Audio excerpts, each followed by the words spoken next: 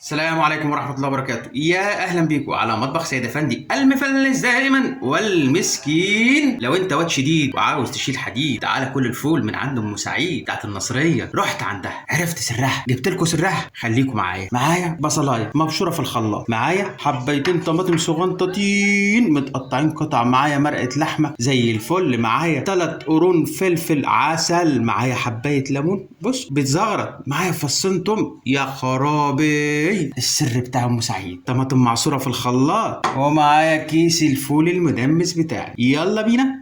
حطينا الطماطم تتقدح، معلقه بابريكا، معلقه الكمون، معلقه الكزبره، ونقلب.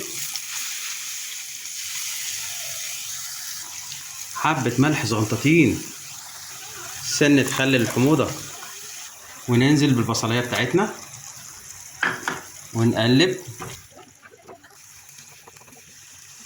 وننزل بالخضره بتاعتنا، التوم والفلفل ومرقه الدجاج ومرقه اللحمه زي ما انتم شايفين، والثلاث طماطميات الصغنطاطين زي الفل، ونقلب، وننزل بالليمونه بتاعتنا نعصرها ونقلب. اخيرا بعد ما اتسبكت هننزل بالفول بتاعنا والام سعيد ونقلب. واخيرا فول ام سعيد خلص. لو انت عاوز تشيل حديد كل فول ام سعيد. اوعى تنسونا في اللايك والشير والاشتراك.